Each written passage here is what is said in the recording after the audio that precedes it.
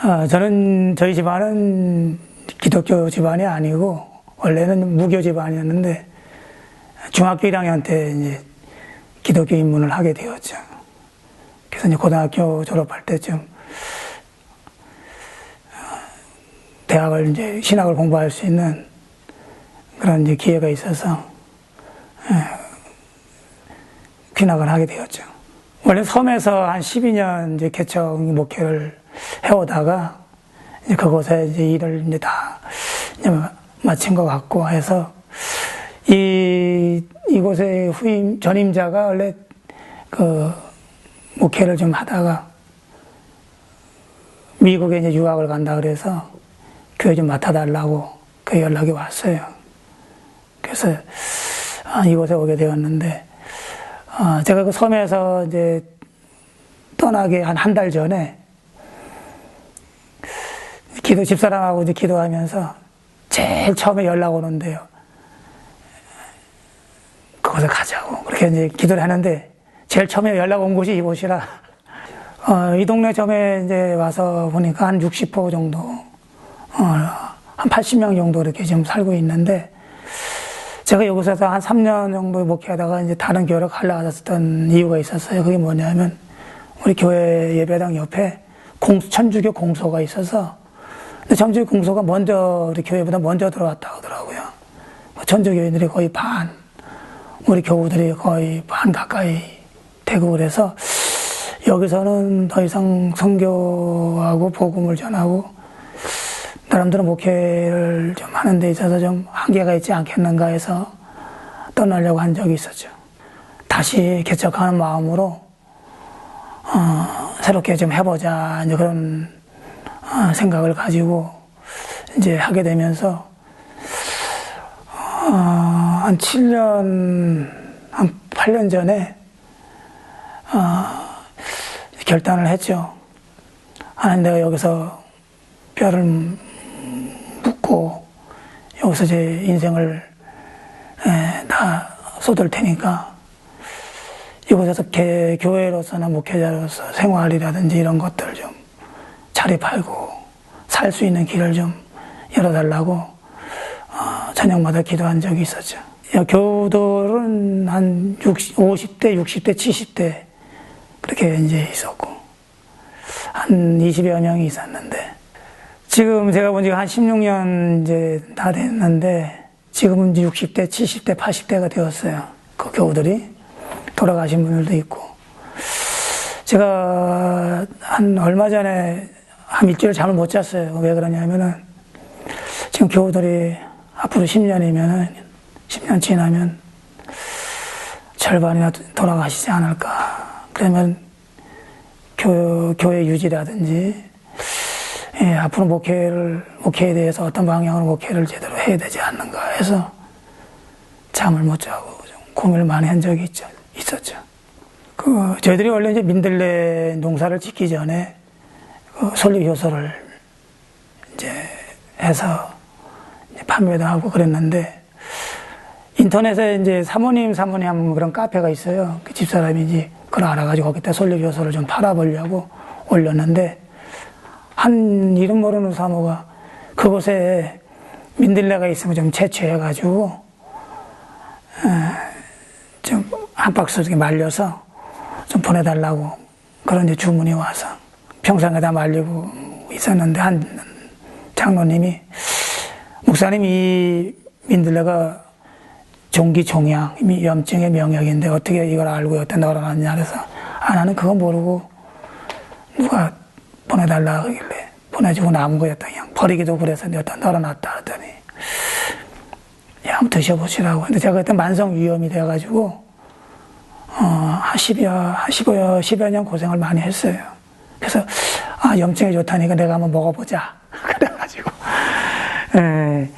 이제 먹으면서 이제 지인들 아는 분을 좀 나눠주고 근데 그것이 이상하게 사람들에게 좀 효과가 있어서 그런지 자꾸 보내달라고 사업체 등록도 하고 공장 허가도 내고 그래서 이제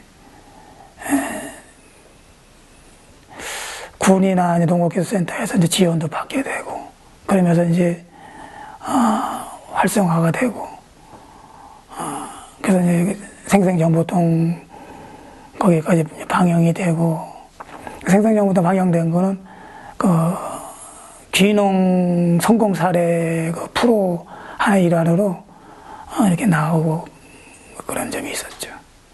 목회자가 다른 직업, 다른 직종을 갖는다고 하는 것이 용납이 안 되어 있는 걸로 알고 있는데, 어떻게 보면 그 지금도 우리 한국의 여러 목회자들이 그 목회하면서 목회 현장에서 어려움을 겪으니까 생활 문제라든지 여러 가지 그 교회적으로 어떤 성장에 있어서나 여러 가지 좀 한계가 있으니까 다른 직업을 가지고 하는 분들이 있는데, 이게 앞으로 이게 법적으로 이게 좀 여러 수잡한 방향으로 열어놔야 시골 교회도 그렇지만 도시교회 목회자들에게도 뭔가 좀 잘못하면 이게 범법자로 만드는 경우도 있고, 목회자들이 그 목회하면서 다른 일을 한다고 하는 거에 대해서 전향적인 그런 고민을 깊이 해야 된다, 이렇게 좀 생각을 많이 하고 깊이 해봐야 된다. 그걸 좀 권하고 싶네요. 좀 시골 목회자가 농사지으고 뭔가 자립하려고 몸부림을 치는 데 있어서 좀 굵직하게 협력을 좀 해줘야 그게 오히려 큰 힘이 되고 장기적인 목회를 하는데 도움이 되지 않겠는가, 이렇게 이제 그런 생각을 더 하게 되었고요. 제가 이제 유기농 농사 지면서 목회를 하면서 깨달은 게 하나 있어요. 그게 뭐냐면 십자가가 세워진 골고다. 십자가가 세워진 그 골고다 현장, 그 땅, 그 내가 딛고 있는 그곳까지도 사랑해야 된다. 그러니까 하나님 사랑, 이웃 사랑 더 나아가서 십자가가 세워진 그 골고다, 해골, 그 버림받은 쓸모없는 그런 공동묘지 같은 그런 땅까지도 사랑해서 그 땅에서 땀을 흘리고 눈물을 흘리고 수고하고 같이 그곳에서 그 땅을 개간하고 그 땅을 옥토로 만들어서 그곳에서 생명을 피워나가는 그런 목회를 하게 되면은 좀 더 보람 있고 어떤 생명 목회를 정말 제대로 몸소 실천하면서 할 수 있는 것이 아닌가.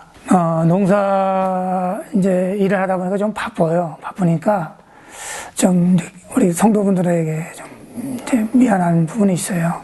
자주 신방도 못하고 자주 이렇게 돌보고 이제 기도 시간도 좀 줄고 성경 보는 시간도 줄고 그러면서 어쩔 때 이제 신방을 가면은 아유 목사님 어떻게 바쁜데 이렇게 오셨냐고 교우들이 그런 좀 많이 이해해주고, 그리고 참 감사한 거는 제가 이 민들레 농사 짓게 된 걸 교우들이 한두 사람이 반대하면은 제가 하지 않았을 건데 참 감사하게도 교우들이 다 찬성하고 이해해줘서 이 일을 이제 하게 되었죠. 이제 농사를 짓다 보니까 이제 우리 교우들뿐만 아니라 이제 주민들하고도 농사일에 대해서 이제 좀 궁금한 거 물어보기도 하고, 또 이제 그분들이 친절하게 가르쳐 주시고, 선배가 되시니까 가르쳐 주시고, 그리고 이제 어려움이 있으면 또 부탁도 하고, 또 제가 도와줄 일이 있으면 또 도와주기도 하고, 그러면서 이제 좀 더 이제 가까워지는 그런 이제 계기가 되었죠. 신학교 때 저는 이런 길을 간다고 하는 건 상상도 못했죠. 못하고 여기 울산에 와서도 한 8년 전에 이제 결단을 해서 어떻게 우연찮게 이렇게 하게 되어서 이제 여기까지 왔는데 좀 늦은 감이 있다. 네.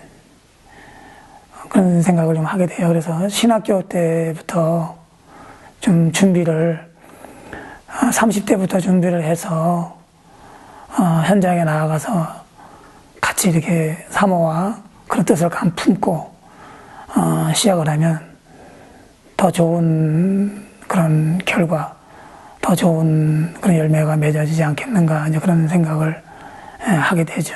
그래서 앞으로 그 신학교 내에도 뭐 농촌 성경학과라든지, 그래서 시골에 내려가서 개척 목회를 하는데 좀 도전을 줄 수 있고, 그들에게 고무적인 그런